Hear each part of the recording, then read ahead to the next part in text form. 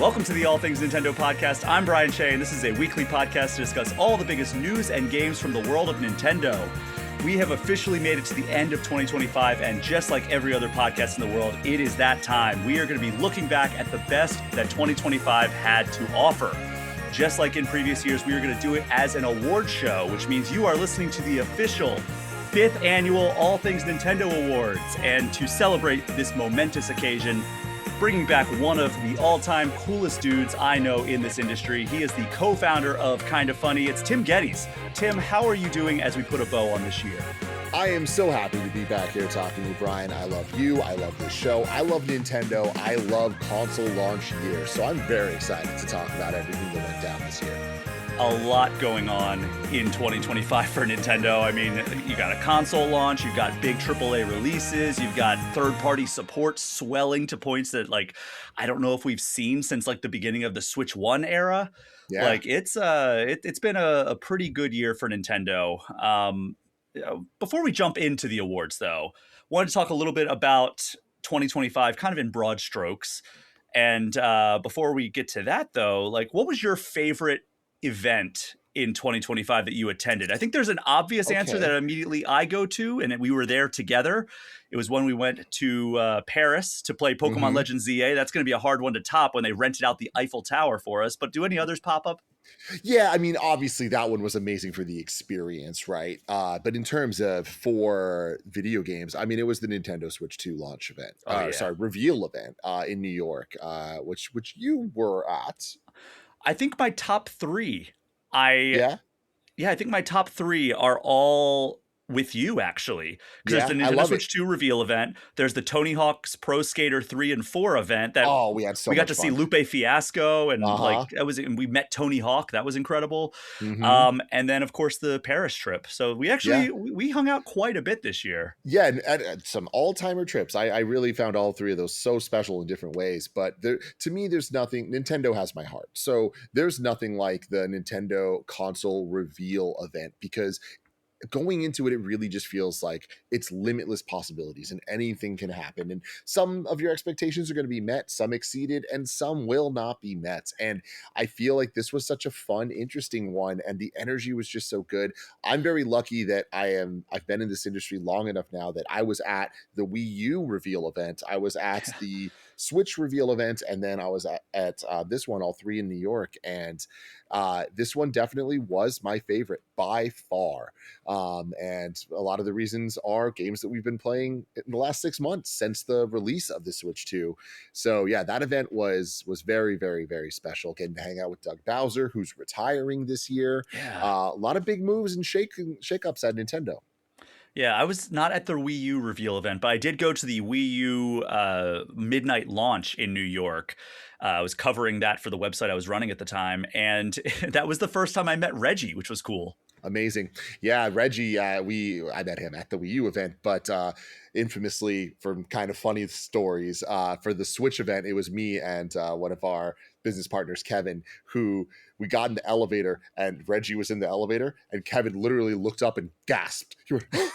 And it was like the least cool reaction to seeing somebody of all time, but it was hilarious. That's amazing. I've certainly had that before, because it is like almost like a jump scare when you see somebody you recognize, like, not from real life in real life. Your body's not ready for it. Your body is very clearly not ready, and his brain was not ready apparently for, because I'm also, in addition to being a person that, like, you know, has a very recognizable look about him, he's a large human being. Like, yes, he has a presence when you see him. For sure.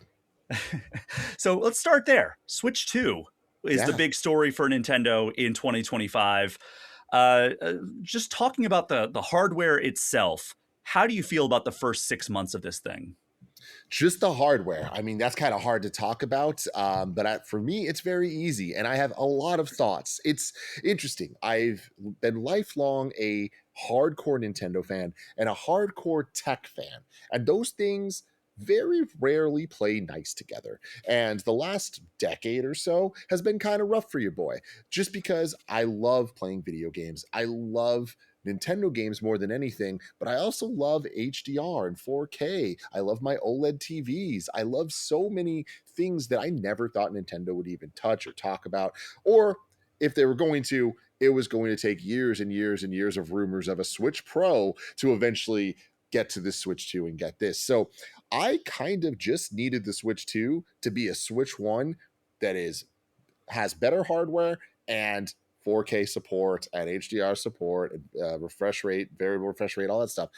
That's kind of really what I was looking for, because I just want to know that when I play Link's Awakening, it's going to run. When I play Pokemon, it's going to run. Like, I love those games despite their flaws on the Switch. So the Switch 2, all it really had to do for me was like have the UI in 4K. So in so many ways, I'm thrilled. I kind of feel like they went above and beyond what I expected.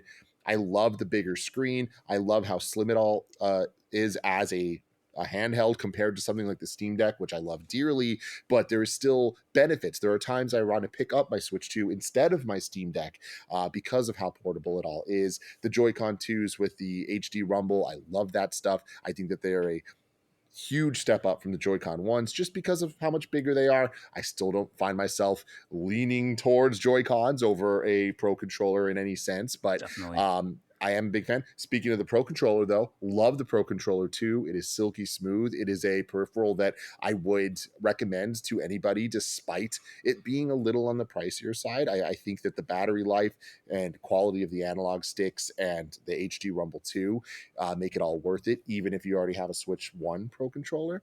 But my biggest kind of pet peeve that I'm going to be very annoying about, because it is something that matters a lot to me, the no OLED on the screen is such a letdown. And it's a great screen. I love that it's 8 inches. It's the size of it's awesome. The games look great. But I was so spoiled with the Switch OLED, and playing that came out right alongside Metroid Dread. And that changed the experience of that game because those inky black levels made it everything look that much better. And Nintendo have always been about art, design, and style over graphics. And I think art designs sing when the color contrast is there. And I have found myself in the opposite way, picking up my Steam Deck OLED any chance I get over my Switch 2 when playing handheld, because I just care about OLED that much. But that's a personal thing. That's fair. And like, I have not had any significant problems with the screen just because it is such an upgrade from the Switch 1 and I never had a Switch OLED, which Oh, is odd because this show actually launched the exact same week as the Switch OLED. That was our first episode, was talking about the Switch OLED and Metroid Dread. So that you're bringing it all back to the very yep. beginning of I this love it. podcast. But the games. Let's talk about that because Mm-hmm. we're going to get into specifics here, but like kind of a strange collection of titles if you look at it from a broad view, right? No like Mario platforming game, no Zelda game, which if you take those two, that's something that has not happened for Nintendo in quite some time when we're talking about home consoles, right? Because the Switch had Breath of the Wild and Mario Odyssey. The Wii U had New Super Mario Brothers U. What do you have to do? Like go back to the Wii? No, the Wii had Twilight Princess. Mm-hmm. So it's like Yeah. we've gotten those games in year one for home consoles going back to the GameCube almost. Like the GameCube was the last time that a home console did not have a Mario platforming game or a Zelda game in its first year, because Wind Waker was not the first year, nor was Mario Sunshine, right? Mario Sunshine was more than a year Correct. after the GameCube launch. We got Luigi's Mansion, Mm-hmm. which is cool, but Mm-hmm. like it's a strange collection of games that we got. So instead we got Mario Kart, Donkey Kong, Pokemon, and Metroid. And Yeah. like it's not quite this simple as I'm breaking it down, but like for you, how does that feel as kind of like an on paper trade?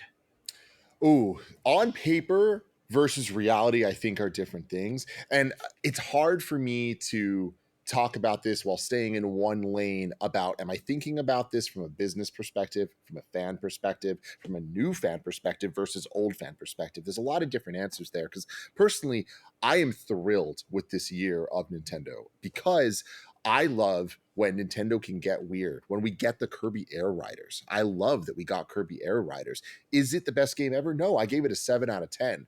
But I love that we are getting a 7 out of 10 that's that creative and that has that the GameCube era energy. And Donkey Kong Bonanza, instead of a Mario game, I'm kind of in love with that idea. We're going to get a 3D Mario game, but having the Mario team do something that's different that I loved.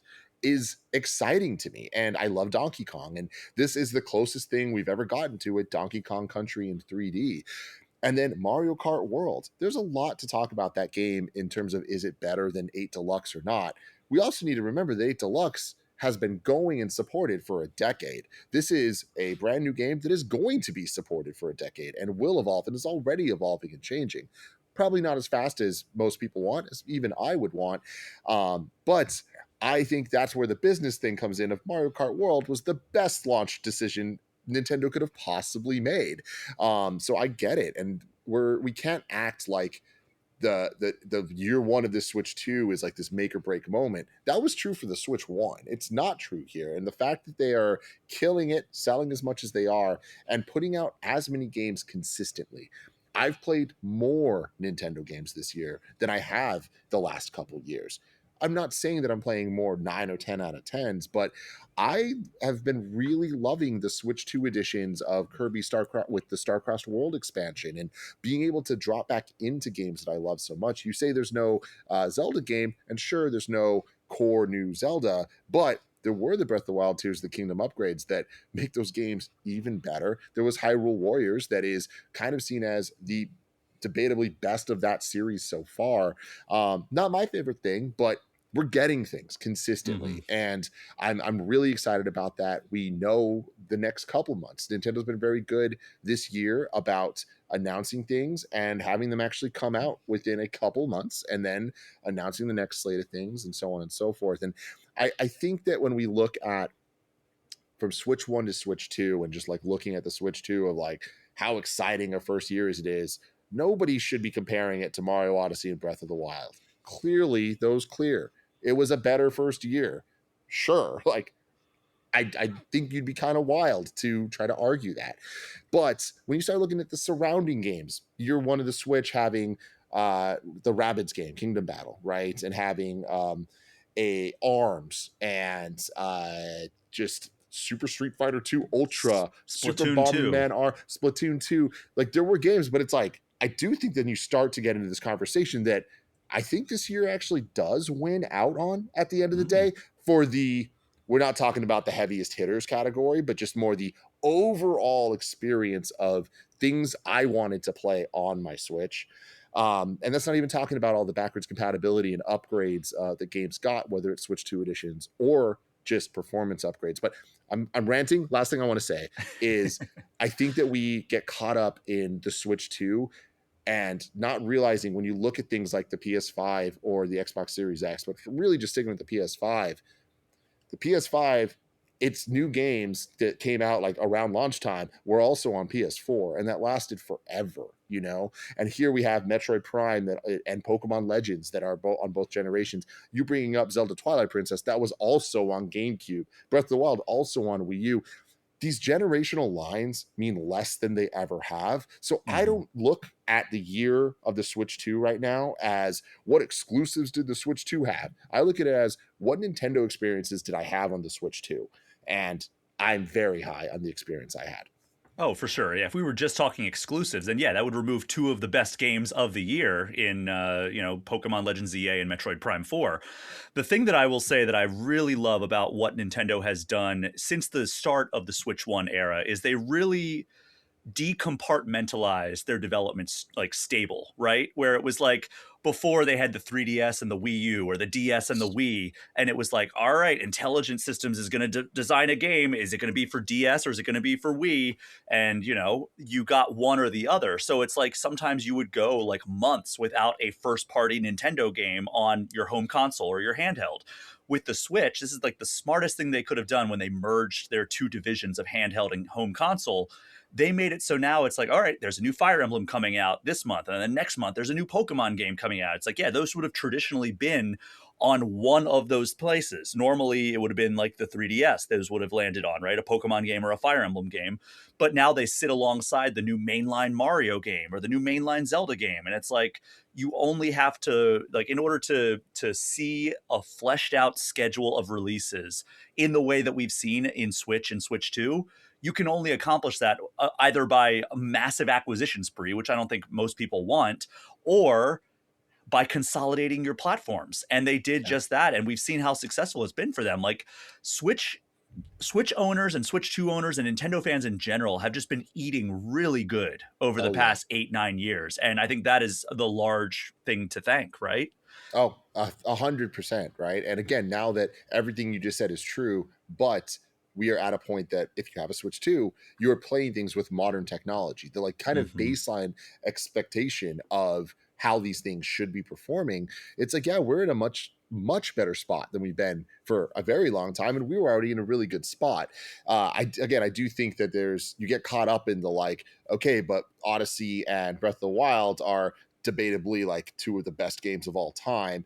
Have we been getting those yet? And it's like, okay, maybe not. But I loved Bonanza. I truly loved Bonanza. I loved Metroid Prime 4. And Yeah. it's like, is Prime 4 better than Prime 1? No, it's not. Does that mean that the Switch 2 is bad then? Also, no, right? Like, we did our kind of Nintendo Switch 2 review last week. And so I did a lot of research into kind of getting some stats together. And there was some pretty interesting things for me. Like, 8 new first party games, 6 first party DLC and content expansions with the Switch 2 editions, 4 first party re releases that included Mario Galaxy 1 and 2, some of the best games ever, right? Playing better than they've ever played and looked.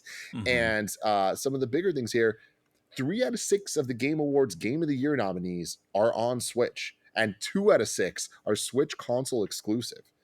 That's a pretty damn good year. It is. Yeah. I mean, we Game Informer gave it Publisher of the Year, right? Nintendo Publisher of the Year. And I think that that makes sense because you look at that breadth of content that they put out, especially once the Switch 2 hit, then it was off to the races. But even before that, we were getting decent releases across Switch 1. And of course, all that stuff is now playable on Switch 2, which, worth pointing out, fastest selling console ever. Yeah. Like, Yeah. that Totally. that's something to put that's a feather to put in your cap if you're Nintendo as well. Yeah. And to be clear, it's not all sunshine and rainbows, right? Like Mm-mm. 8 first party games, one of them was Dragon Drive, one of them was Welcome Tour, right? Yeah. Like there's a lot to criticize, especially on the money side and the price of a lot of these things, even dating back before the Switch 2, going all the way back to January with Yeah, Donkey Donkey Kong. Kong Country Returns HD.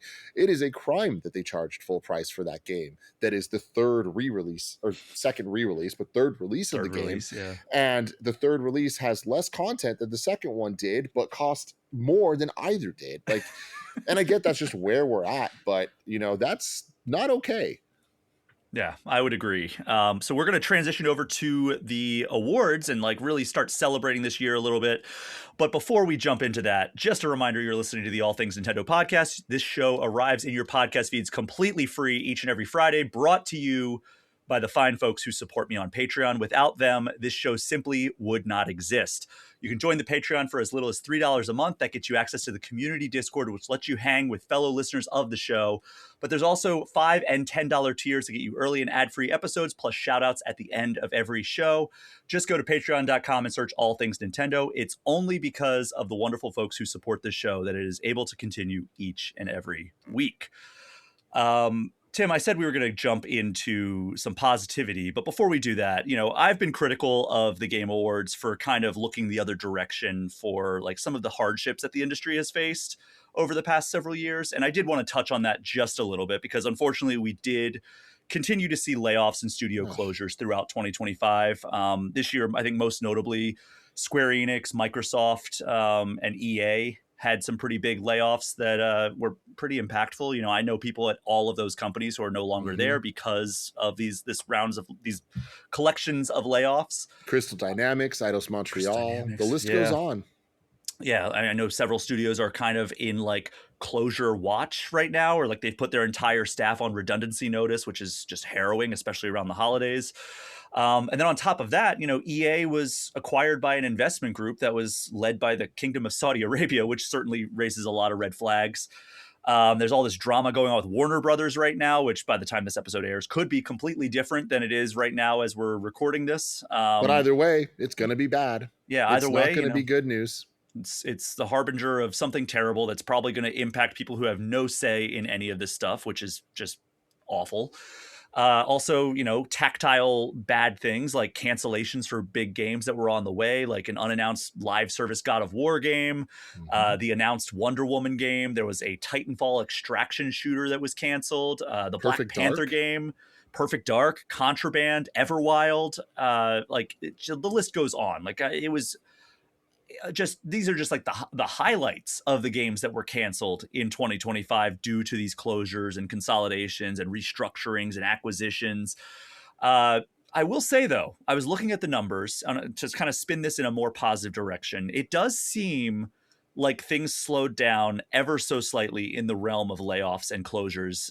If you just look at the numbers, because the number of layoffs in the industry in 2025, at least the first 3 quarters of 2025, because I don't think they haven't finalized the numbers of uh, total in 2025.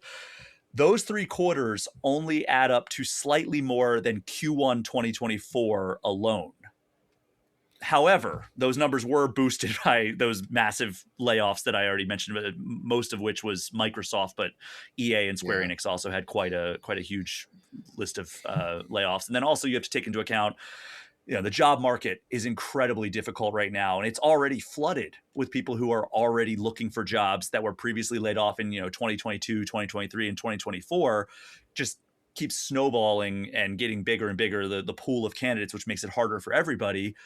And I usually am quick to point out, corporate greed, overinvestment during COVID, putting shareholder whims over kind of sustainable long-term growth and vision, AI. mismanagement, AI, like overinvestment in AI, when it's all kind of we're chasing a promise that has not yet been fulfilled, which it may never be fulfilled, but we're putting all of our eggs in that basket when you're certain companies like Microsoft, it seems.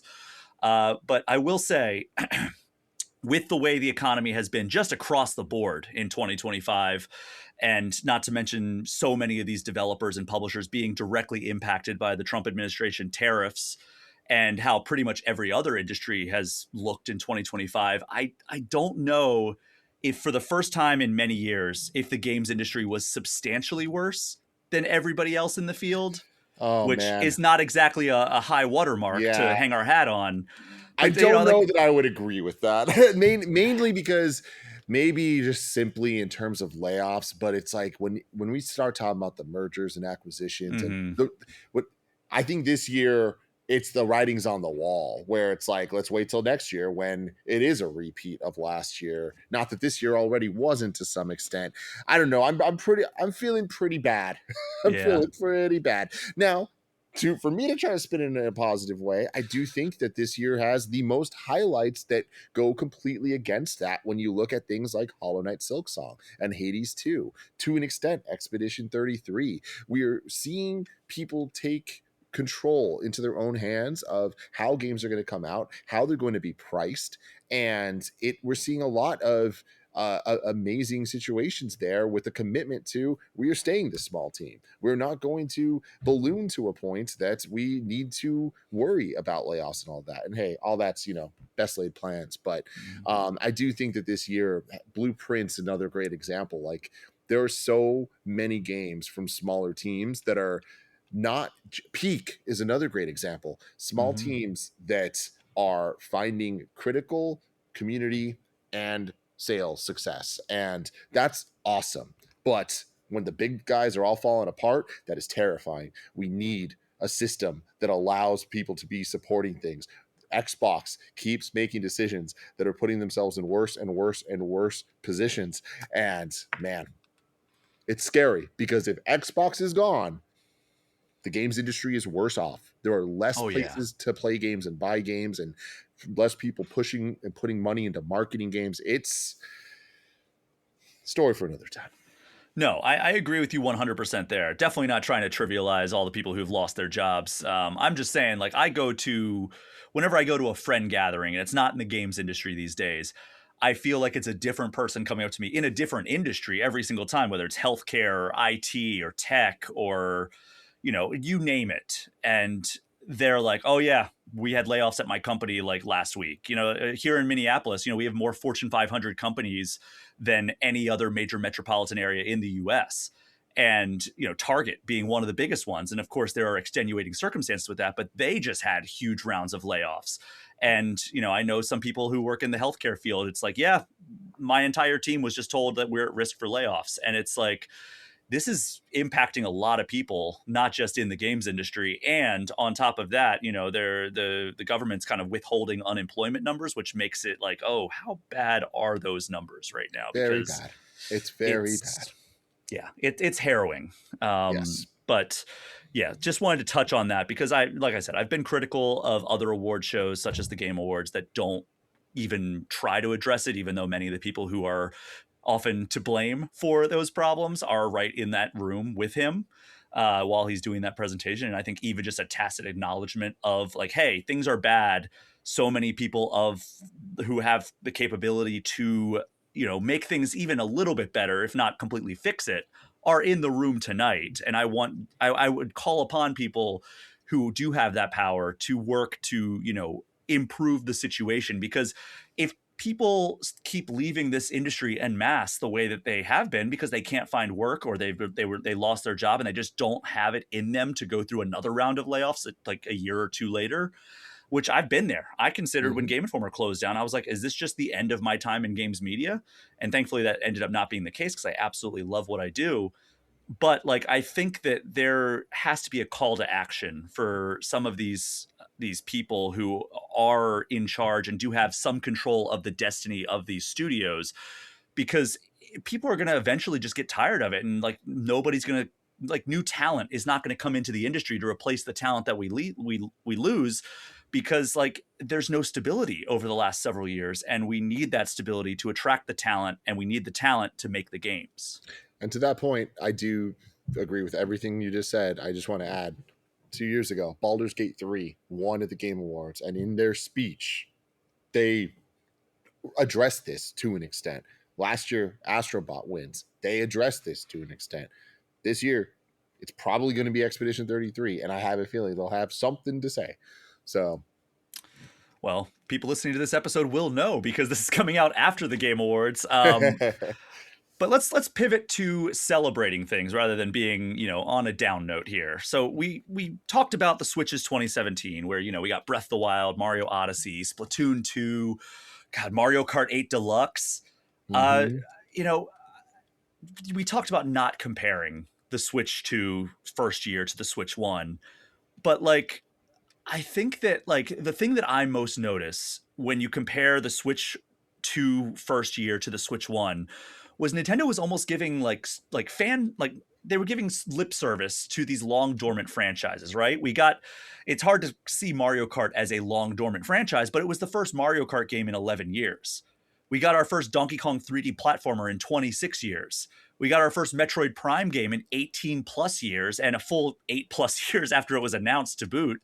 So look at the stuff we have coming out in 2026. We have a new Yoshi game, which it's been a while since we've gotten a Yoshi game.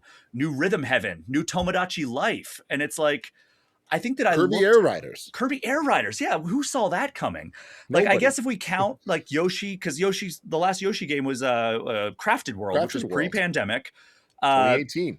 The last Mario Tennis game, which we have a Mario Tennis game coming early next year. The last entry of that was also pre-pandemic, 2018.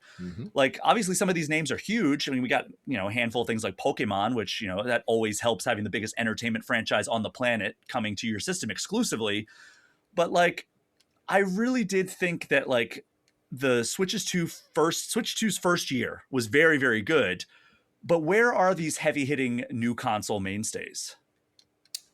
Well, I mean, I think you're wild to not say that Mario Kart World, Donkey Kong Bonanza, and Metroid Prime 4 and Pokemon Legends ZA aren't main console mainstays. Like, that's, again, maybe not the best entries in their respective franchises, but like, I mean, wow. Like, those are, again, Donkey Kong Bonanza, Game of the Year contender, right? Like, so it's just, I feel like we often fall into if it's not Mario or Smash Brothers or Zelda, then it's less than. And it's like, well, that's simply not true. And if it's not a 10 out of 10, then it's not worth playing. And it's like, that's also not true. Like, if it's not the best, then it's nothing. And so, yeah, I look at this year and I'm kind of like, all right, cool. Like, it's not the best, but like, I also think that argument is silly to an extent where, like, let's look at any console of all time. I would say that the best first year consoles ever had was the Switch 1. But Mm-hmm. that's because of Breath of the Wild and Mario Odyssey. And that's because they did the thing and they gave us 2 out of 3 of the heaviest hitters, right? But yeah, I think that there's also a thing of when the Switch came out, so few people played the games on the Wii U. So the first year of the Wii U felt like Christmas because they were getting amazing games. I am the hugest defender of the Wii U's library of games, not the Yeah. hardware, but the games were amazing. And I played them all. But then everyone got to play Tropical Freeze for the first time and Mario Kart 8 Deluxe for the first time. And like all these things, and they felt like brand new experiences. But I think that that's happening now. But people are upset with the Switch 2 editions because they have now just played all those things on the Switch 1. And they're like, I don't want to play it again. I'm the type of Nintendo gamer, that I'm like, I am ready to pop back into Kirby and the Forgotten World for a 3-hour expansion to that game because I loved that game and I want to go back, right? It's been way too long since Galaxy 2. I'm so happy I got to play that again. So I think that like dollars to donuts, it's like, I said this earlier, but like if you take away the Breath of the Wild and Odyssey, I think the Switch 2's first year easily beats Switch 1's. And if you add those two, well, then it didn't stand a chance because we're talking about the best games of all time. Well, that's like saying, if you take away Jordan and Pippen, the Bulls weren't that great in 95. But but that's the thing is like, I understand, but Metroid Prime and Mario Kart World, and like Mario Kart World I'll put on the lesser side, but Metroid Prime 4, I love. It's not without its faults, but it's my second favorite Metroid Prime. Yeah. And then Donkey Kong Bonanza is amazing. So it's like, is Donkey Kong Bonanza better than Odyssey? I don't think a majority of people would say that. Is Metroid Prime 4 better than Breath of the Wild? Nobody would say that. But like, that's cheating because we're talking about the GOATs. But when you look and you start comparing all the other things, I don't know. Personally, I gave it to Switch 2. But this also is a conversation that doesn't matter because they were both great. Yeah, and I am not trying to trash talk the Switch 2 like, first year, because as you will hear as we go through this, I am quite high on the Switch 2 and its first year. I'm just talking like in terms of pure like S tier Nintendo franchises. I would say the only one that you could even argue was Mario Kart, right? Was like an S tier franchise. I guess Pokemon. Yeah, I mean, that's the thing is like the tiering the Nintendo franchises, it always just gets complicated because what are we talking about? Are we talking about quality from a Nintendo gamer point of view? Because then it's Metroid, but it's not Metroid because nobody plays Metroid. Which is crazy. You would think like a first-person shooter, recognizable character from like, even if you only know her from Smash Brothers, it's wild to me how Nintendo can't figure out how to market Metroid to like a wider audience.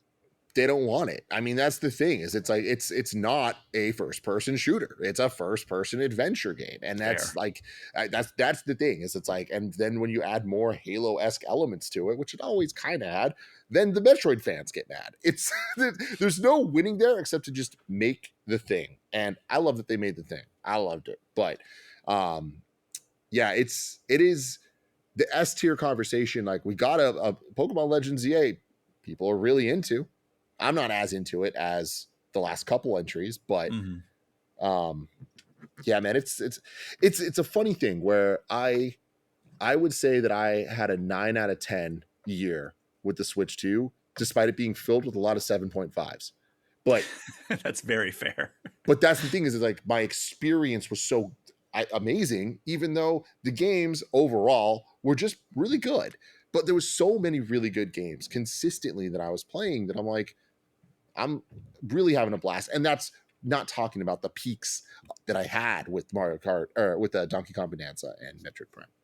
Very fair. I think I'm right there with you. So without any further ado, Tim, let's actually talk about these category awards.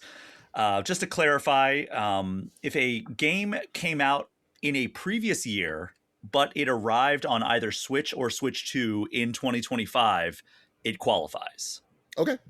here's how it's going to work. So I'm going to list off the nominees for each category, but unlike previous years, I would just say like this is the winner, and then my guest and I would talk about it and talk about why it was such a good game or why it deserved to win.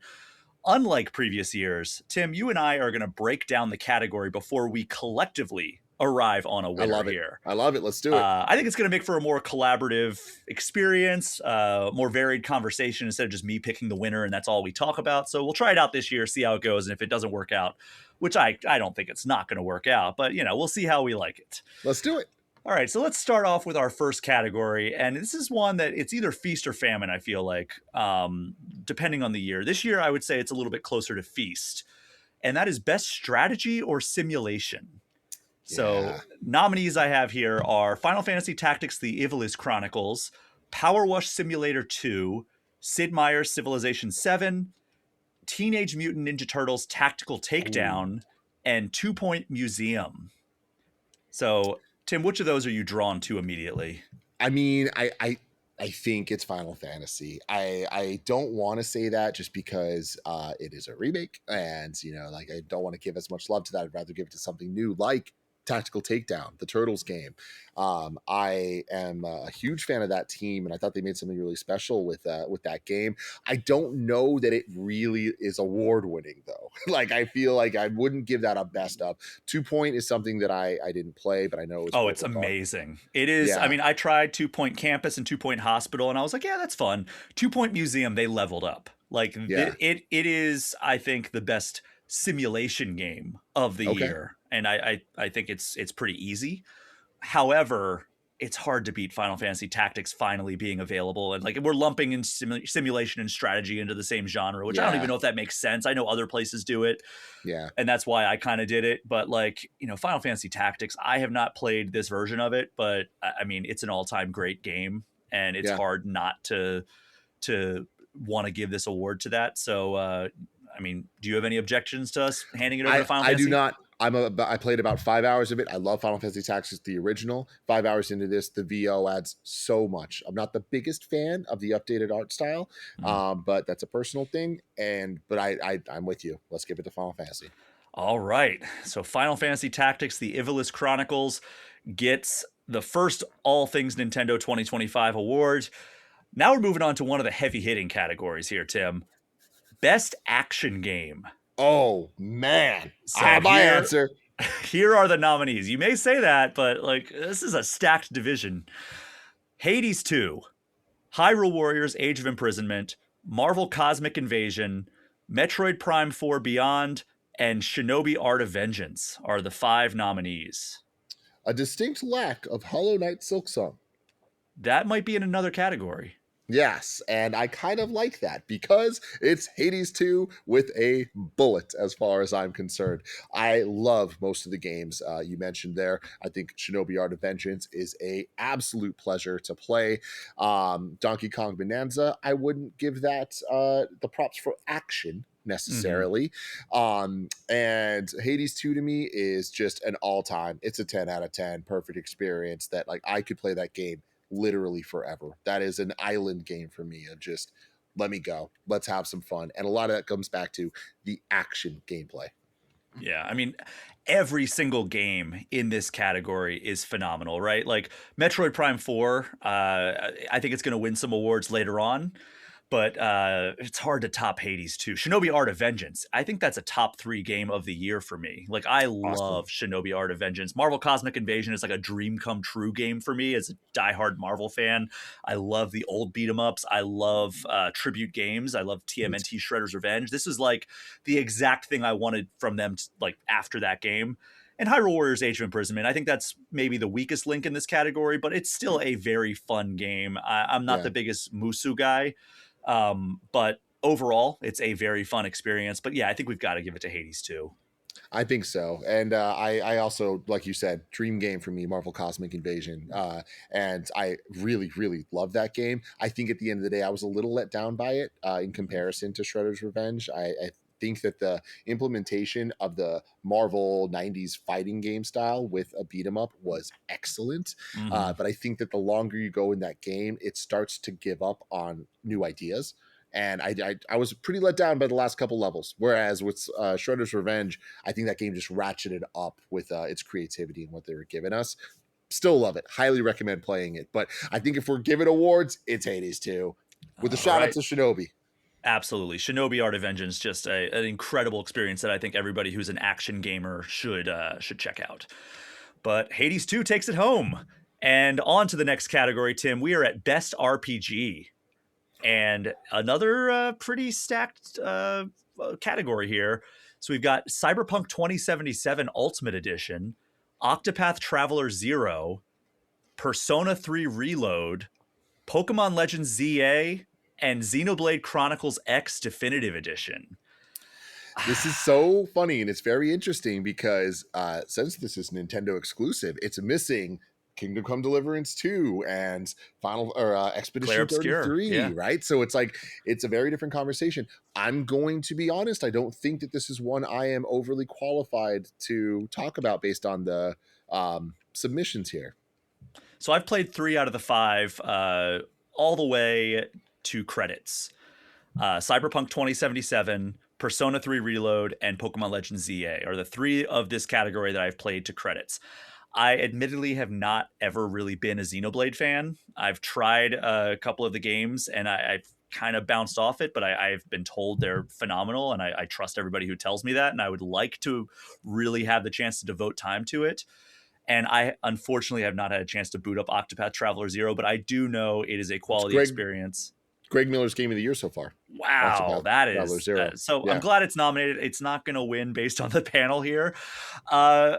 I kind of want to lean Cyberpunk 2077 Ultimate Edition just because that is a marvel of a technical achievement, that it runs as well and looks as good as it does on the Switch 2. I agree with you. I feel like, again, like these being games that I just wouldn't give to Cyberpunk because I played that game years ago, right? Yeah. So it's a little different to me. But I will say, like Pokemon Legends ZA, I feel like I keep saying this. I really loved my time with it, but critically, I don't think it's that great of a game. I gave that one a 7.5, and Yeah, I was really hoping it would be at least an 8 for me, but it wasn't. So there's a lot about that game that is great, but I don't want to really give it an award for best RPG. And to your point about Cyberpunk being on a Nintendo console, portable and running as well as it does, and being the fixed Cyberpunk experience, not the 2020 Cyberpunk experience, let's give it to Cyberpunk. Let's do it. All right, Cyberpunk 2077 Ultimate Edition. Comes with the what is the expansion? Phantom Liberty. Yeah, yes. Right. Yes. I almost said Phantom Pain, then I almost said Phantom Blade. Pain, Sons of Liberty. 2 Metal Gear games combined. Phantom Liberty.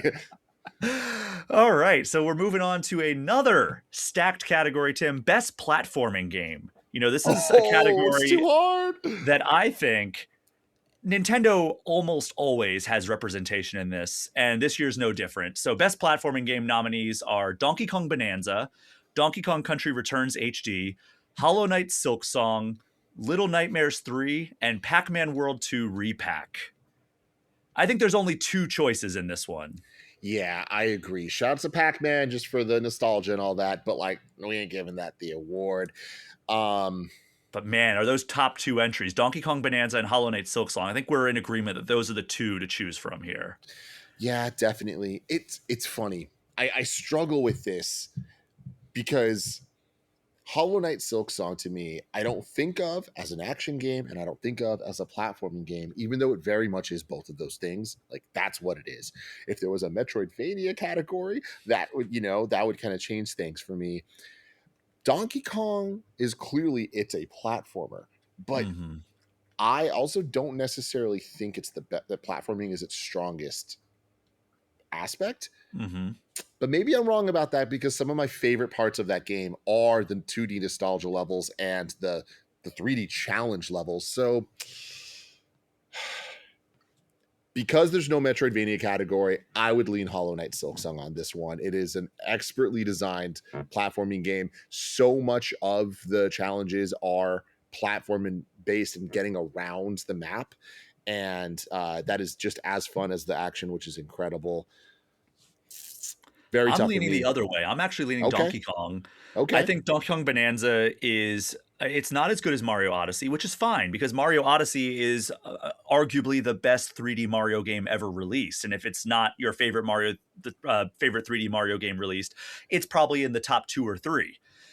Donkey Kong Bonanza was a very, very good platformer that had some incredible mechanics that really elevated it beyond anything that like other games could possibly do. Like the fact that you could destroy everything basically in that game is unbelievable. And I've had fun just like wrecking shop in some of those environments and like digging through and finding the Banandium gem or the fossils or whatever. Like that type of stuff is just that sense of discovery was incredible when I was playing it. It helped me get to Japan earlier this year, seemingly a lot faster. It was the same speed, but it felt a Yeah. lot faster because I was just going through one of the environments and just trying to find all the fossils, and you get hyper fixated on that, and it's Yep. so much of a time travel device when you do that.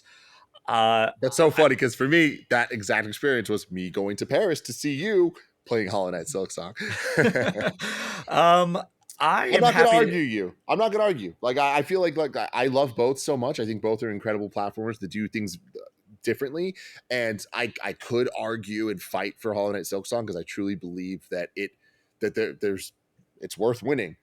But I could also fight for Donkey Kong Bonanza. Just to me, It's I think so the hard. platforming, for me, the adventuring of Donkey Kong Bonanza is what I would give it the most props for.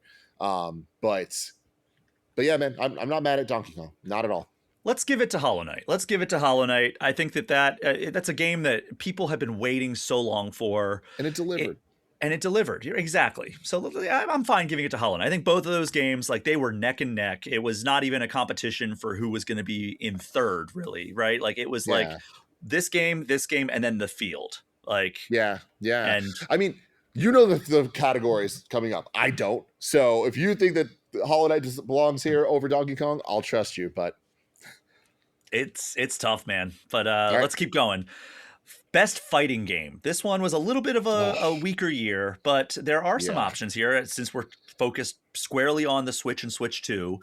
The category includes Capcom Fighting Collection 2, Dragon Ball Sparking Zero, Mortal Kombat Legacy Collection, and Street Fighter 6. Oh my God, what a. Oh, I don't blame you, but maybe I do to an extent. But it's like the Game Awards having Capcom Fighting Collection and Mortal Kombat Legacy Collection on the best like fighting, and get out of here. Legacy had so many problems, and Capcom Collection is literally just a port. No, no. It's Street Fighter 6. I think Yeah. by default here. Look, I think I scored Mortal Kombat Legacy Collection higher than I think the community would, and that's just because I love that documentary. I Yeah, love the offline play of the Mortal Kombat Legacy Collection. I think that it feels great when you're just playing against the computer. I love all of the different like settings that you can adjust. I feel like, oh my god, Mortal Kombat 2 is the cheapest arcade game of all time. Like they will cheese the crap out of you and corner you, and you can turn down the difficulty if you think that sucks, and you can have a good time, and there's like fatality tutorials and everything. That would be my number 2 on this. Although shout out to Capcom Fighting Collection 2 for including Power Stone and Power Stone oh 2. yeah. Look, to be clear, I ain't talking about the collection. I love Power Stone. I love those games. I just feel like we shouldn't be handing out awards to them dropping ROMs on a on a paid download and calling it a day. You know what I mean? Agreed. But yeah, shout out to Digital Eclipse. I always give them their props for Yep. the incredible work they do in these documentaries and the compilations and finding all of these artifacts that you thought you were never going to see again. And like, how many times did I scroll through that thing where they're showing the artifacts? And I'm like, I remember the exact moment I saw this ad in a magazine, and So cool. it brought me right. It was so cool. They do an incredible job. But it's Street Fighter 6. I think that is just an unbelievable game. They brought a fantastic version to Switch 2, and yeah, I'm so Yep. happy that Street Fighter is back on Nintendo. Like I Mm-hmm. fell in love with Street Fighter in the arcades, but also on my Super Nintendo playing Street Me Fighter too. 2 Turbo, and it's so cool to have it back on there. You know, I got it on Steam Deck because I wanted a portable version of this game. Now I don't have to bring my giant Steam Deck everywhere because I can have it on my Switch too, and that is amazing to me. So Yeah. Street Fighter 6 takes home the award for best fighting game in 2025 on With Nintendo Amiibo. platforms. With Amiibo, yeah. Pretty cool. So I think that when most people hear the name of this next award, they're going to be like, oh, this is a weak category. But in 2025, that is absolutely not the case. There's one in here that I think you're going to chuckle at, but everything else is all killer, no filler. Best racing game. Yeah. So Oh yeah. the nominees here: Fast Fusion, Garfield Kart 2, All You Can Drift, Kirby Air Riders, Mario Kart World, and Sonic Racing Cross Worlds. That's a very strong year for the racing genre. It is. It definitely is. I think I might have a potentially hot take here. Ooh. We'll see. But I firmly, having played all 4 of these games extensively, my answer is Mario Kart World. It is not Really? the best Mario Kart, but, and it also, I think, more than that, $80 price tag is heinous for what this game is. And I think the second thing is the biggest letdown is they got our hopes up for it being a Forza Horizon type game, and it wasn't. The open world was a letdown. But if I don't look at that stuff, what's not there, but I look at what is there, I think it is the greatest collection of brand new Grand Prix we've ever had in a Mario Kart. I think the way that they present that experience is of a higher quality. I think the soundtrack is Oh my God. undeniably, in my opinion, the greatest video game soundtrack ever. And that's not just because they took a bunch of old songs and brought them back. I'm talking even about the new songs, the hundreds of new songs in Mario Kart World. In addition to, yes, songs from pretty much every Mario game in history performed with live instruments in styles across every genre. There is so much polish and love in that game. Some of the mechanics aren't my favorite, but hey, guess what? I didn't love anti-gravity in 8 either. I didn't love a lot of the things in the other games, and I think that there's this there's an over emphasis on the bad parts or what's not there for Mario Kart World. But to me, one of my highlights of gaming this year was Rainbow Road. The Oh my Rainbow God. Road experience in Mario Kart World and It's the the build best. up to it, it's so damn good. So yeah, is this I gave Mario Kart World an 8 out of 10. So I don't want to overglaze it or anything, but I'm just saying, like, compared to these other games, I think it's the best. What do you think? So I'm leaning Sonic Racing Cross Worlds. I think that's the only one that competes with it. Kirby Air Riders is really fun, but I don't think it's on the same level as Mario Kart World and Sonic Racing. Haven't played Garfield Kart. That was just kind of an inclusion to round out the category. And Fast Fusion, surprisingly Category. fun. What was that? I said category. Cat. We played a lot of Garfield here, by the way. Did you? Okay. So we did you play Fast we did, Fusion? Yeah. Actually, Fast Fusion's the one I played the least. I touched it. I'm very picky about my futuristic fast racing games. I'm way more an F-Zero guy than a Wipeout guy, and Got the it. Fast Fusion always feels more like Wipeout. That's fair.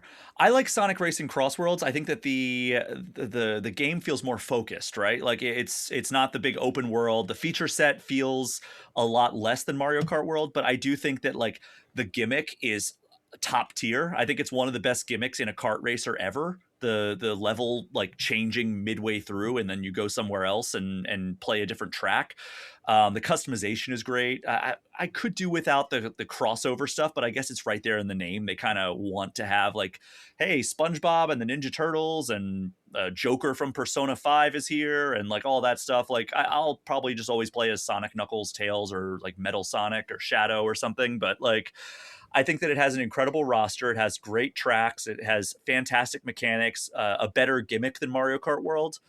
But that said, Mario Kart World is also very good. Not as good as 8 Deluxe, as we've touched on, but I think that it is the best Mario Kart game in a long time outside of 8. If we want to, like, do the whole, like, hey, we're going to disqualify the best one, I think that, it's better than Wii. It's probably, oh man, it's sacrilege to call it better than Double Dash, but I would say it's better than all the 3DS and DS entries. I mean, look, for me, it's easy. Like, for me, it's not even a question. And I am a Mario Kart sicko. Like, So am I. I put dozens of hours at least into each of these. Like I am at over 100 in Mario Kart 8 Deluxe. That's not even counting my Mario Kart 8 time. And Mario Kart World, I think I'm already at like 50. Like I am very, very satiated and happy with all of this stuff. And I think that Mario Kart World easily is better than any of the previous Mario Kart games. Like, and I even think that there's a debate of Mario Kart World versus just Mario Kart 8. Like, I don't think that it's as clear cut of a 8 wins. When you talk about 8 Deluxe with everything that it has, it's like, okay, cool. Well, that's, yeah, okay, for sure. Yeah, 8 Deluxe is the, I think, undisputed GOAT of Mario Kart. But Of if you look kart just at racing. 8 on Wii U, like the Wii U version, base version of 8, Mhm. I think there is a conversation to be had with Mario Me Kart too. World for sure. Me too. And I think Mario Kart 8, in my opinion, would be number 2. And I base so much of this based on the Grand Prix and the quality of the Grand Prix, and that the focus and lack of focus, like you're talking about, of the open world is solved in the Grand Prix because those are designed for you to have this experience. So even when you're on the boring open space, it's not boring in the Grand Prix because you're in the safari now, and it's the only place you see these elephants and giraffes walk by. And the way that the music dynamically shifts and change as you go up to the Peach's Castle actual course, and there's this whole intro track musically that goes into the song. It's like that only happens there, and there's just so much dynamic moments that are built into the experience that, like, I think just people overlook, and that's fine. I really value that stuff, but it also just doesn't bother me as much for like all the problems with online play and the choosing the courses and stuff, because I don't do that. So the way that I'm laying this out here, Mario Kart World, I think the best parts of Mario Kart World are the soundtrack, Knockout Tour. Knockout Tour is a blast. Amazing. And Rainbow Road. I think those are the 3 best parts of Mario Kart World. I'd I go was further though and say Grand Prix, like the core game that is being offered there. Like that is to me the highlight, ending in Rainbow Road. Like that's such a great reward for everything building up to it. But yeah. Keep going. And then I would say for Sonic Racing, it's kind of like the cross-world gimmick is super fun. The customization, if you're into it, it's incredible. It's not as good as Kirby Air Riders, but it's very good. And I think just the racing mechanics I like a little bit more in Sonic Racing than I do Mario Kart World. I think that some of the stuff, like I was not a fan of like the grinding and the wall riding and stuff like that. But overall, they're both very good games, and I could live with us giving it to Mario Kart World. I'm not. Yeah, this is a funny one for me because I don't. Kirby Air Riders is way more of like a vehicle action game than it is. It's like 1/3 a racing game. So I don't even think that is up there here.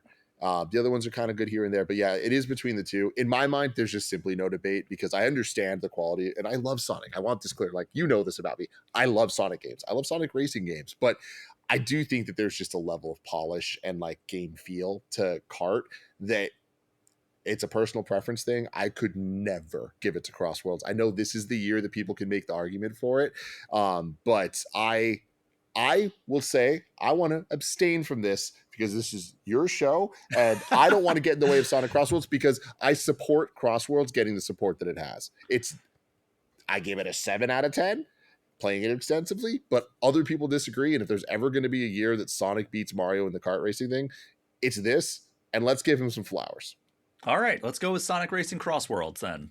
Mario Kart World, though, extremely honorable mention in that because, like, this is another category where it's like neck and neck, and then the rest of the field. So that takes home the award for best racing game. We got a big one here, Tim. Best indie game. Oh my God.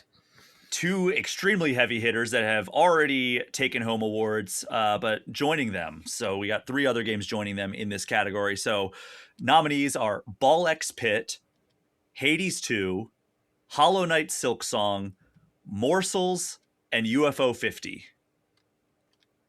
Oh my God. Was UFO 50 this year? On Switch, it was. Oh, okay. That came out last year on PC. Steam. Yeah. Because I was like, what? I firmly believe in my heart that this has to go to Hollow Knight Silksong. Really? I could debate that Hades 2 is a better game, but I think it being an early access last year takes away from that a bit for me of like giving it to game this year. However, it wasn't on Switch in early access.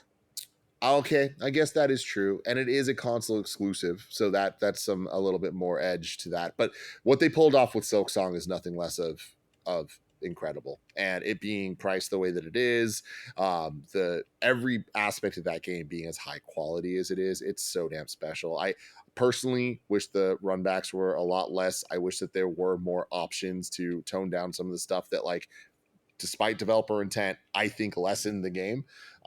But yeah, uh, I'm leaning you can't Hades go just wrong. because, it's one of the best games of the year pretty easily, and I think that anybody who's played it would acknowledge that. Ball Pit, shout out to that. I don't think it's in Oh the yeah, running for this, but that's one of my favorite indie games of the year. Morsels and UFO 50 are also great. I'm leaning Hades, and for all the reasons we've mentioned when it won best action game. I think that it is one of the best action games we've gotten in several years, let alone just being an incredible game in its own right. And like, I think it would beat a lot of AAA games, let alone indie games. Not that there necessarily has to be like a tier there and like one is better than the other. If anything, we've seen indie games have been better in 2025 than a lot of AAA games. Uh, Man, but yeah, it is tough. Like, those are two of I the most anticipated, most beloved indie games of the last several years. I Um, I honestly think that both Silksong and Hades 2 are in my top 20 favorite games of all time. Maybe wow. 15 games of all time, both of them. So I'm coming at this with like a lot of love. I will say we give the edge to Hades 2 specifically because I think Hades 2 is for more people. I don't Okay. think that Silksong's for everybody. I do think Hades 2 is for majority of gamers out there. Then let's do it. That's what I was wanting. So, if you're okay with that, I think we come to that 100%. consensus. Uh, oh boy, best multiplayer is next. So we have Kirby Air Riders, Lego Party, Mario Mm. Kart World, Sonic Racing Cross Worlds, and Split Fiction. I got a lot of thoughts here. Okay, let's Kirby hear Air them. Riders is chaotic fun, great multiplayer. City Trial is a blast. If you're into it, you are into it. Mario Kart World, I actually think falls off pretty dramatically here when you start talking about the multiplayer suite of the game. I do not think that Yeah. is its strong suit at this point in time. Let's talk in 10 years when we get all the DLC and see what it's at and all the fixes and stuff. But right now, I wouldn't say that. Um, I am not that high on Sonic Racing Cross Worlds, so I feel the same way there. And then we get to where we're at. Lego Party and Split Fiction. Lego Party, I want to give the biggest shout out to. I've rarely been more wrong about a video game because when they announced that, I was like, this is just going to be garbage. And it is so good. If you haven't played it, pick it up, give it a shot, play it with some friends. You will be surprised at how refreshing an experience it is if you've played a bunch of Mario parties. And I'm not throwing shade at Mario parties. There's just something about this that it's all the good memories you have of playing party games with your friends, but it's real now. It's because I feel like a lot of times we play the new Mario parties, and as good as they are, it's like it just doesn't hit the same. Lego Party Mm-hmm. hits that way. But my Wow. answer is Split Fiction.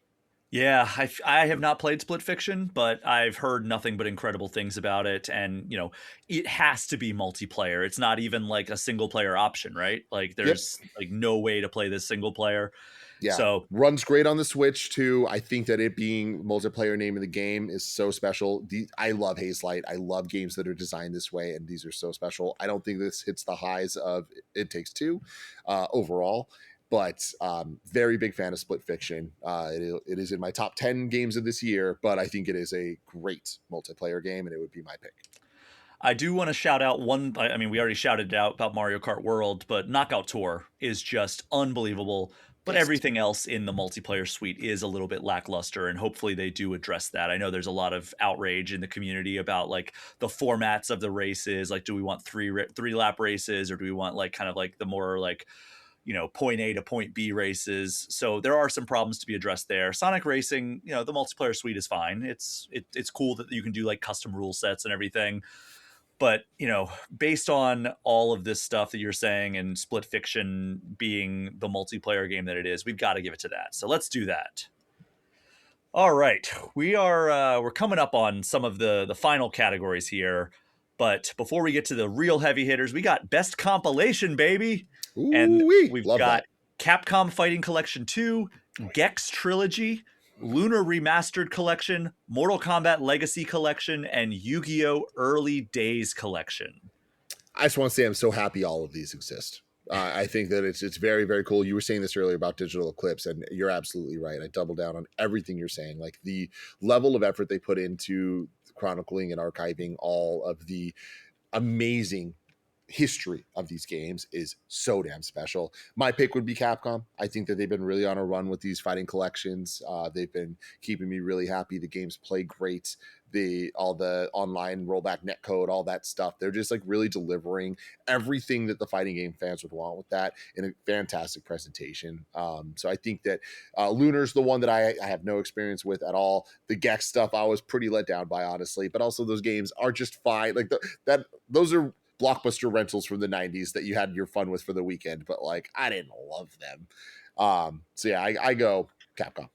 Yeah, that's where I was kind of leaning. If Mortal Kombat did not have those online problems, I think it would be a sweep for Mortal Yep. Kombat Legacy Collection in this category. But because that part is so important to so many people, it's not the most important to me. For me, it's the documentary and the offline goodies. Yep. But that is, I mean, fighting games. If there's one genre you need to get things right Mm-hmm. online, it's either fighting or shooting, right? Like those are the Yep. two ones you need to really get the online working, and they did not do that. Capcom Fighting Collection 2, you've got Fighting Evolution, you've got not Rival Schools. What's the follow up to that? Oh, God, I always forget. I always wanted to play Rival Schools when I was a kid, but I never had a yeah, so did console I I. could play I'm it. right there with you. That's so funny. Yeah. Oh man, I'm blanking right now. But I mean, you brought it up earlier about Power Stone. Come on, like Yeah, that's what Power we're here Stone is for. the big one for me. Yeah. So yeah, let's give it to Capcom Fighting Collection 2, Mortal Kombat Legacy Collection, honorable mention. Hopefully they get their stuff together with online. Next up is Best Remake or Remaster. So we've got Dragon Quest 1 and 2 HD 2D Remake, Final Fantasy Tactics The Ivalice Chronicles, Plants vs. Zombies Replanted, Tony Hawk's Pro Skater 3 plus 4, and Yuka Replayly. Wow. Solid Okay. year. Solid year It overall. is We a didn't solid even year. mention Donkey Kong Country HD Returns or And we Returns shouldn't. HD. It's a good game at its base, but yeah, all the problems you mentioned before just kind of disqualified it for me. Yeah, it's a very good game. I love the Donkey Kong Countries. I think that Donkey Kong Country Returns is probably my second least, actually definitely my second least favorite of them. But I think this HD collection didn't do it any favors necessarily. But Yeah. I also, it's not on the list and it's debatable here, but I do want to give a shout out to the love given to Mario Galaxy 1 and 2 on the Switch Mm-hmm. too. Like playing those games in 4K with a lot of the updates that they made, it feels like Metroid Prime Remastered a couple years back, where Wow. it's like there's a lot more done visually than you would have expected with the background textures and the skyboxes and stuff. And it it feels, if you didn't know what was an old game, you wouldn't know visually playing that game on a 4K TV. But with this, It's tough. This is a tough one, but I think I'm leaning Final Fantasy Tactics just because it is so good. Um, Man, I love Tony Hawk's Pro Skater 3 and 4. I understand why people are frustrated by the format change for 4. I've not played Dragon Quest 1 and 2 HD 2D Remake. I did play 3 HD 2D Remake, and that was very good. Plants vs. Zombies Replanted. I'm just so freaking happy to have that on Switch finally because I yeah, love the OG PVZ. You could replay Lee. Very meaningful changes to an otherwise pretty okay game back in the day, and they've made it a lot better. God, still lacking for me though. That's my still problem. lacking. Is I Yeah. was really hoping that Replayly was going to like turn that into a like conversation piece when it comes to 3D platformers, and it didn't. Um, I think that the like best answer is Final Fantasy, but like my answer would be Tony Hawk. I love Tony Hawk more than anything. Tony Hawk 1 and 2 Remake is my second favorite game of all time.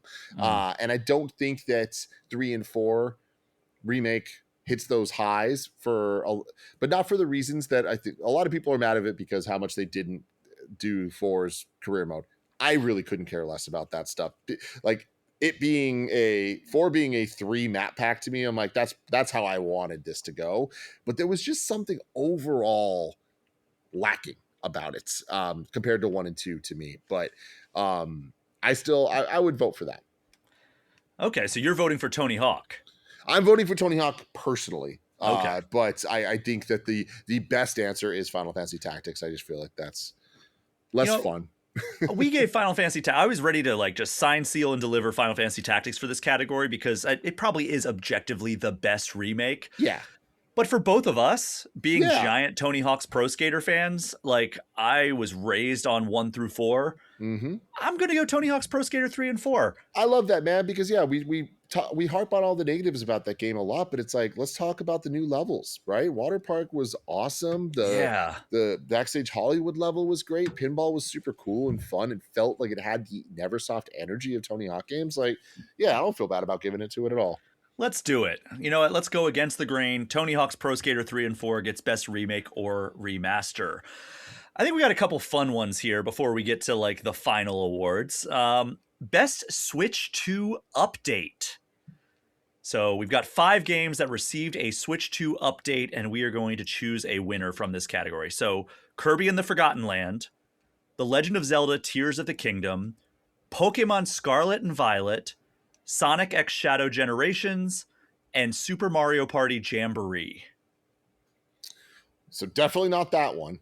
Hey, I mean, they got new mini games. They got the TV mode or whatever with the camera. Some of the new mini games, kind of fun. The TV camera stuff, fun and gimmicky for a second, but it has no staying power. Agreed. And that update didn't even update it to 4K. It didn't do any of the things you expected it to update. I think that Link's Awakening, despite not getting a proper, I guess Scarlet and Violet didn't either. Link's Awakening deserves a shout out because that game ran very poorly and now it runs great. I think that this is easily Kirby and the Forgotten Lands. Really? I think that it has new content. It's like when we're talking about some of these other things, it's just getting an upscale, and that stuff's amazing, better running better and all that stuff. That's great. But like the new content added to Zelda was lazy. The new content added to Kirby was amazing, like awesome, as good as the core game. So yeah, I think that this to me is like the easiest category so far. What do you think? So I was going to make an argument for Pokemon Scarlet and Violet just because it finally vindicates me from like, you know, shouting from the rooftops, no, Pokemon Scarlet and Violet is good actually. And everybody's like, you're an idiot. What are you talking about? And now people can actually get into it without that barrier of entry. But on the other side of that coin, you're right. Like it is just them finally making it play the way it should have when it came out a couple years ago, right? Like, Yeah. or I guess it was like, what, 3 years ago, 4 years ago that came out? Yeah. And by the way, I'm on your team. I was screaming from the rooftops, the Scarlet and Violet are freaking awesome. And everyone's telling me, you should like it. It doesn't run. And I'm like, well, I'm having a great time and I completed the Pokedex. So I don't know what to tell you. So yeah, it's like, and I guess that's the other thing too, is like, I mean, I guess I do still pop into Scarlet and Violet every once in a while for getting the like gift codes and all that stuff. But I mean, that update doesn't help me. You know what I mean? Like, I already played it. Yeah. So yeah. All right. Well, yeah, I'm fine with giving it to Kirby and the Forgotten Land because that is also an incredible game. And I talked myself out of it by saying like, this is how it should have run in the first place. mm-hmm. I'm just happy it finally runs well. And it sounds like that's what you're feeling with like Link's Awakening and everything as well. And oh yeah. I haven't fired up Mario Odyssey yet on the Switch 2, but I've heard like it runs better as well. Well, Mario Odyssey already ran at 60. So Mario Odyssey ran like a dream. Now it just has, it's sharper and looks better. Yeah. And it does. It definitely does. But yeah, Pokemon Scarlet and Violet definitely is like the biggest jump up. And I'd say Link's Awakening as well. But Kirby had new content, man. Yeah. And shout out to Sonic X Shadow Generations because that game is amazing and it finally runs the way that it should on the Switch 2. On Switch. Yeah, I played that on PS5, so I had a great time there. Yeah. Love that game. All right, so we will give it to Kirby and the Forgotten Land plus Star-Crossed Worlds. I guess that's the full category or full title there. The game that should have been a free tutorial award. Okay. The nominees are Nintendo Switch 2 Welcome Tour. Uh-huh. And that's it. All right. yeah. I mean, hey, debatably Dragon Drive if you want to talk about the mouse gimmick, but yeah, no, I'm right there with you. Yeah, Welcome Tour. Welcome Tour was a letdown, I think, from any way you want to look at it. I am a sucker for Nintendo history and Nintendo nerd stuff. So the idea of we're going to learn about the tech of this thing, that's so fascinating to me. I'm the type of kid that would buy my N64 and read every word on the box. You know what I mean? Open up your game manuals. And like, I love that stuff. But Welcome Tour, just even if you take away the fact that it cost money, which is insane, the game wasn't fun. And to get to any of the mini games that were even kind of interesting, you kind of just had to do a bunch of like reading and tests that could be interesting, but they just were presented in the least interesting way possible. It felt so sterile. It felt so non-Nintendo. Yeah, I'm pretty down on Welcome Tour. Yeah.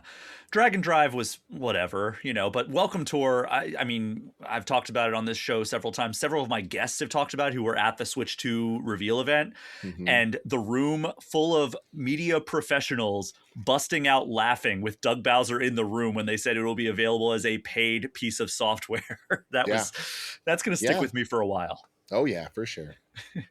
All right. The next award, the Better Late Than Never Award. And this is an award that is given to a game that previously came out on other platforms and finally made its way to Nintendo. The nominees are Cyberpunk 2077, Persona 3 Reload, Star Wars Outlaws, Street Fighter 6, and the surprise entrant, Super Mario Galaxy 2. That's that. Yeah, I would agree. It's that. Hey, shout out to all these other games coming though, man. I think that's great. Like I will say that I'm very happy that Switch 2 has more third-party support than we've seen in a long time. Having said that, I'm actually incredibly let down by Nintendo's third-party support on the Switch 2, and that's Nintendo's fault, not having enough dev kits out there. Yeah. I said this earlier at the top of the show, but all the expectations going into the Switch 2 reveal, I thought we were going to get so much more of, hey, we're here and the games are happening and you should just expect that any big new game coming out is going to be on the Switch too. And they just weren't there. The fact that we don't have any of the Xbox games that they've been porting over to PS5 yet is wild to me. And there have been some examples. The fact that we're getting Resident Evil 9 day and date on the Switch 2 is awesome. I have so much faith it's going to run too. Like, I think they're going to pull it off. Final Fantasy VII Remake Intergrade, by all accounts, is awesome on the Switch 2. But then you have something like Elden Ring that so far sounds like at preview events is not running well. And it's not out yet. But to me, Elden Ring needed to be a day one launch game that ran great as a proof of, hey, hardcore gamers that play games on their console of choice and the third-party games, you can play them on Switch 2 and they're going to be great. They just haven't sold that. Having said that, 32 third-party games over an 80 on OpenCritic this year on the Switch 2. So that's great. That's great. I mean, I guess Cyberpunk was kind of like accomplishing that. Cyberpunk and Street Fighter 6, I would say, are the big ones that like came at launch, ran really well, and showed like there is a place for hardcore gaming on Switch 2. But man, how many times were we like, why isn't Super Mario Galaxy 2 on the Switch? Why'd they bring Mario 64, Mario Sunshine, Mario Galaxy 1, but not Mario Galaxy 2? So this is a slam dunk, giving it to Super Mario Galaxy 2. Yes. One of the greatest 3D platforming games of all time. One of the best Mario games of all time. Finally playable, finally free from dead consoles. And it feels so good to have it on my Switch 2 home screen. In 4K, dude. I love Mario Galaxy 2. Same. I'm actually thinking of replaying it. I have some flights coming up, some very long flights. I'll be probably spending about 45 hours on planes over the next 3 weeks. And Mario Galaxy 2 is near the top of my list of games I want to play during that time. You won't regret it, man. Replaying it for my first time in a long time. I'm like, wow, it's still a 10 to this day. Absolutely. Next category, most wanted game to come to Switch in 2025. So these are games that are out on other platforms, but are nowhere to be seen on Nintendo's storefronts. The nominees here, Baldur's Gate 3, Clair Obscur Expedition 33, Dispatch, Metaphor ReFantazio, and Yakuza Like a Dragon. So the first one with Ichiban Kasuga. Amazing list there. I think all of these are obviously highly requested and deserve to be on Switch. And I think have a great audience on the Switch too. But Expedition 33 is my game of the year. And on top of that, I think that people that Switch owners like a certain type of game, and Mm-hmm. those, and this is just percentages that we're talking about when we see sales. Nintendo games and also JRPGs, and they have been supported forever from Square Enix with the Octopath titles, with the numerous Square titles. I need to go down the list. You know what I'm talking about. Expedition 33 was made for Nintendo Switch gamers, so they Oh, got to get it on absolutely. there, and it's going to hit very, very hard. It that's my choice as well. I think that is a game that is so well suited. I was screaming from the rooftops, we need Persona on Switch, like for the longest time, and we finally got all the Persona Mm-hmm. games. We got Mm-hmm. the Persona collection, 3, 4, and 5. Then we got Persona 3 Reload this year. That's why Metaphor is Mm-hmm. now on this list, because it Yep. replaces Persona. But Clair Obscur just borrows so much from these games that play so well on Switch. The Personas, the old school Final Fantasies like 10. Those Yeah. are so perfect for a Switch 2 handheld experience. But then there's Baldur's Gate 3, which one of the greatest games of Yep. this century, Mm-hmm. and it's still not on Switch 2, and I think that would also be perfect for this console. Hopefully we get some sort of announcement very soon for both of those games. It would be wild to not have those games come to Switch at some point, but I think we give it to Clair Obscur Expedition 33. I think so too. By the way, shout out to Dispatch. What a game. Absolutely. I haven't played it yet, but everyone here's raving about it. Me and Gia are going to play it over the holiday break, and I can't wait because it looks awesome. It's they get the superhero genre so much better than most Marvel or DC properties. And the mini game, like when it started with like the mini game, like the actual dispatching mini game, I was like, all right, is there like a setting that I can just turn this off and just like only do like the narrative sequences, and like choosing like what I want to do in like the narrative? Can I just like skip or simulate the dispatch part? By the end of the story, I was like, I hope there's an endless mode that comes out about Wow. like the dispatch minigame. I would play a full-fledged game like this, where you're developing your heroes, because as they go on missions, they're leveling up, and you can choose like which attribute you want to level up of theirs. You get new heroes as you go through the story. I wish there was a whole thing built around that on top of this like big narrative, like point A to point B story. But yeah, it's got to be Clair Obscur Expedition 33. Like that would be the dream to have on Switch, and hopefully we get it soon. It feels like an inevitability. Yeah, I honestly think, I mean, there's a chance. I mean, we're out of time here with Game Awards and stuff. There's a chance it's announced at Game Awards. I don't think so because of the dev kit conversation we had. I think that had that not been the case, I think it would probably be a lot sooner. On top of that, it is a small team, and they Mm-hmm. did not expect the success that they had. So to expect them to have a port on a new system so close to the release of the game itself is probably not something we should expect. No, but hopefully soon. Like, I hope that Nintendo saw the success of Clair Obscur very early on, and we're like, hey, we got to prioritize these guys in getting them dev kits. And Yeah. that would be the smart thing to do. But, Nintendo always marches to Nintendo. their own beat. Mm-hmm. Tim, we're down to the final two categories, and they're big ones. Best third party game. So, Hades best 2. third party game that came to Switch in 2025. Nominees are Cyberpunk 2077, Hades 2, Hollow Knight Silksong, Shinobi Art of Vengeance, and Star Wars Outlaws. And I'll tell you I'll get. why I included Yeah, Star go Wars for it. Outlaws, because they did an incredible job bringing a massive open world game that I think got too much hate when it came out. Like, yes, it's not the best game I've ever played, but it's a very fun game in the Star Wars universe that gives you like a sandbox to just play around in a very fun time in the Star Wars continuity. Like, this is in between like when the Empire has taken over and like when like they're really at war with like, Luke Skywalker and all them. So a shout out to them, but they're not going to win this category.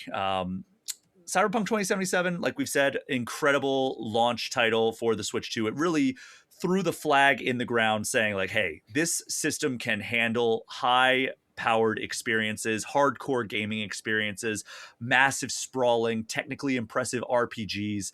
I don't think it's winning this one this year. That leaves us with Hades 2, Hollow Knight Silksong, and Shinobi Art of Vengeance. All three are original games that came out this year. Incredible titles, incredible experiences, each and every one of them. I'm leaning Hades too. It sounds like you were as well when I was reading off the nominees. Yeah, I wasn't thinking about Silk Song, but it kind of goes back to what we were saying earlier of just like I could recommend this game to anybody, and chances are they're going to like it a lot. Yeah. It's an incredibly special game. But shout out to Shinobi and Hollow Knight as well, Yes. because God, they're both just special titles.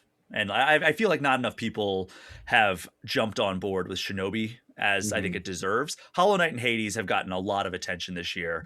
Happy Yep. to give them their flowers, but Shinobi, just don't sleep on that, because that Yeah. is one of the most beautiful games I've played all year and one Yes. of the tightest controlling games. And like so many of those levels are just perfectly designed. The thing about Shinobi is I don't think it looks that good in screenshots, but when you see it in Correct. motion, it's like, oh my God, has a game ever looked this good? Like, it's so, so cool. Also, shout out to Ninja Gaiden Ragebound. I feel like that one gets really lost in the shuffle.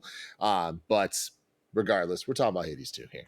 Yeah, Ninja Gaiden Ragebound also was one of the ones that was cut from this to make the short list. But yeah, incredible game as well. But I'm more of a Shinobi Art of Vengeance guy than Ninja Gaiden Ragebound.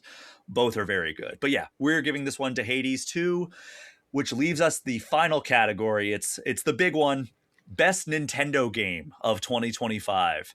The nominees: Donkey Kong Bonanza, Kirby Air Riders, Mario Kart World, Metroid Prime 4 Beyond, and Pokemon Legends ZA. For me, there's two here to choose from, but I'm wondering where you're at with this category.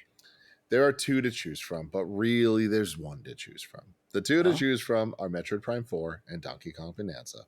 okay, we're in agreement there. Yes. It pains me to say Donkey Kong Bonanza. I don't know why it pains me. Really? I love that game. I love that game. Love it. But Metroid Prime 4 is so good. And I loved Metroid. And there's nothing I love more than Metroid Prime, except for a Nintendo EAD designed platformer. And I want to give it to Metroid because it's been so long, and in my opinion, they delivered despite having some flaws.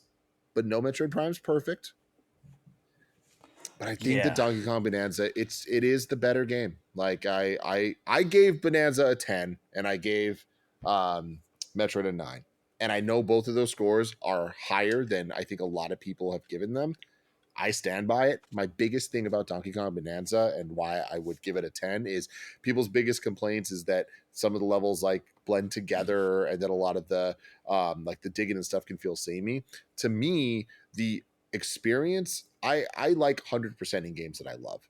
And the pacing of 100% in Donkey Kong Bonanza is so superior to Mario Odyssey that alone to me, I'm like, I constantly felt like I was doing things that I wanted to do. I wanted to get all the fossils. I wanted to explore every nook and cranny. I wanted to do every challenge to the highest ability that was asked of me. And I had such a blast with that. The end of that game is an all-timer. The Oh music my of that God. game is so good. The boss fights are so fun. The abilities are interesting. Like I think that Donkey Kong Bonanza gets a quote unquote bad rap in comparison to Mario Odyssey. But yeah, I gotta go DK. See, this is one of those ones where depending on what day you ask me, I might have a different answer. So I just looked at my like official like finalized game of the year list that all the Game Informer editors submit their top 10s every year. Mm-hmm. And right now I have Metroid Prime 4 at number 4 and Donkey Kong Bonanza at number 5. And depending on what day you ask me, those two could flip flop. I think that any of them could be higher. The only things above those games for me this year are Ghost of Yote, Shinobi Art of Vengeance, and Dispatch. So it's like we are talking like the cream of the crop in 2025. I could hear an argument for either one. I think personally, I would maybe give the edge to Metroid Prime 4, but you are so passionate about Donkey Kong Bonanza. Like, I think it outweighs the fact that I have them neck and neck. You are like this, where it's close, but Yeah, there's a clear defined winner. but also I gotta say, dude, Metroid Prime 4, like It's I so don't I good. haven't met somebody that likes it as much as me. So here, like talking to you about this, like it warms my heart. So it's like I'm not going to get in the way of Metroid Prime 4 taking a big win here, because man, we're just talking about some real special games, like both of them, some real special Man. Nintendo games, and kind of similar to what you're saying though. And I think that this is, I know we're at the end here, so just an interesting thing I want to bring up is we talked a lot about Breath of the Wild and Odyssey from that Switch 1 and how amazing those games are. And I feel like in that year, my number 1 and 2 games overall of all video games were those 2 games. And that was like undebatable. Like there's not even a question. I look at it here and I haven't formed my top 10 fully yet, but I think that Donkey Kong and Metroid, similar to you, are going to be right next to each other. And I don't even know if they're making top 5 because Whoa. of Hades 2 and Expedition 33, Hades 2, Hollow Knight Silksong. Like, they're probably right behind that, but it's such an amazing year. And I still haven't played Dispatch, which I know I'm going to fall in love with. So It's just been so good. such a great year. I can't complain about either of them. Metroid, Donkey Kong, either way, I'm not mad. You can make the final call. I mean, we're going to go Donkey Kong just because I feel like I have them right identical with each other, whereas you have Donkey Kong clearly a little bit better. So I think the law of averages says that we're going to give it to Cool. Donkey Kong. I think if I was like, oh yeah, Metroid is absolutely the better game, then I would maybe argue a little bit more. But I'm perfectly fine giving it to Donkey Kong Bonanza. So Donkey Kong Bonanza takes home Best Nintendo Game, the most prestigious award you can take home from the All Things Nintendo podcast. Tim, before we wrap up here, what letter grade would you give Nintendo in 2025? Now, are you asking me from my personal experience or business critically? Hey, you are the person that I'm asking, so give me your personal grade. Okay. I would give it an A. It's not the most enthusiastic, they nailed everything A, but it is, as a Nintendo fan that likes when they get a little bit weird. Huber over at Easy Allies, he always talks about swimming in sevens. I love swimming in sevens, man. I love video games. I love when I'm having fun, and I love that Nintendo consistently gave me opportunities to have fun this year, and I'm looking forward to the next couple months and beyond with a lot to look forward to. I give this an A.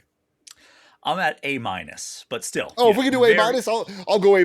I like that. I thought we had to go full letters. A-, baby. Let's go. Yeah, I think A- is a great spot for this year. I mean, it's a fantastic year for Nintendo. Like A- is an incredible grade to get. I mean, you look at something like PlayStation or Xbox. I mean, Xbox is probably in like a C- or something like that, whereas like PlayStation's probably somewhere in like the mid B region. I would, if I had to like just off the cuff grade them. I think they have great games, but like Xbox is tripping up a lot. PlayStation, you know, I feel like a lot of their exclusives have not really landed recently outside of Ghost of Yotei. Ghost of Yotei, Death Stranding 2 on the beach. Like, you know, we're talking about some heavy hitters here, but I mean, I'm with you personally, but yeah, Nintendo, I think had the best year pretty easily out of any of the platform holders. So that's why I'm going A-. I can't go higher than that just because like you said, like if we're looking at like A+, that's like Nintendo's 2017, right? Like there's no way to really compete with that unless you replicate something similar. And you know, they had a great year, like you said, swimming in sevens, and then you got stuff like Metroid and Donkey Kong that rise well above the 7 range. But yeah, I'm going A-. And Hades 2, console exclusive on Switch. That's a good point. Okay, yeah, so we'll finalize it A-. Before we get out of here, what does your outlook for Nintendo in 2026 look like? Very positive, very excited. I think that I'm a huge Yoshi guy, so getting a new Yoshi game, I'm really stoked for. I will say that I'm a huge Yoshi's Island guy, and the games since then have never even come close to living up to those highs. Woolly World, I enjoyed a lot. Crafted World, I enjoyed significantly less.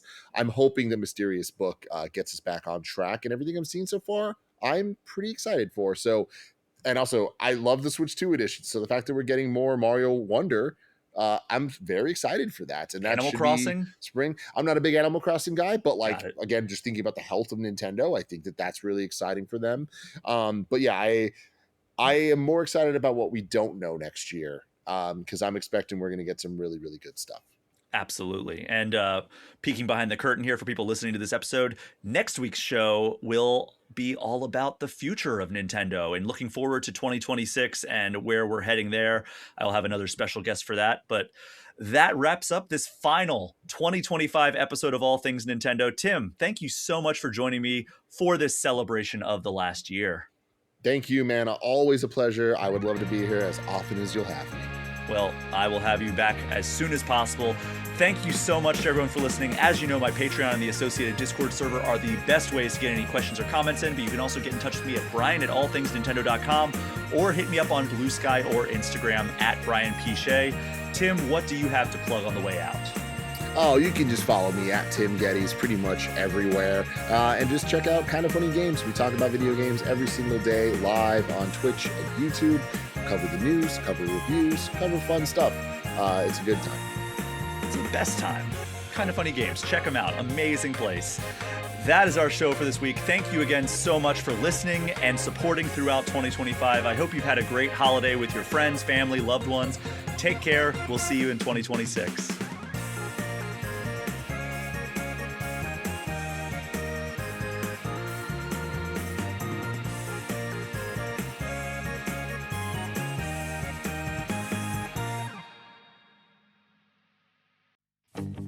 Hey everyone, thank you so much for listening to this episode of All Things Nintendo. Before we close out the show, I just want to give a special shout out to the $10 patrons of the podcast. Alex Stadnick, Andy Junkins, Ben Richland, Chad Brecky, Chaps My Ass, Derek Sigmund, Dusty Beeman, Ian T. Clark, Jawar Hello, Johnny Five, Jose Villalobos, Joshua DeProy, KC Radio Man, Cody Gibson, Creeper 207, Ozman 83, Paul at Drunk on Mako, Pratable, Rob McCann, Bobby Mac 265, Robert Sosa, Roberto Nieves, Roger Reichert, Russell Sayer, Smithy Poo, Zane Sink, and Zek 3 Swords Sama. Thank you so much for your continued support. You are the reason I'm able to keep doing this week after week.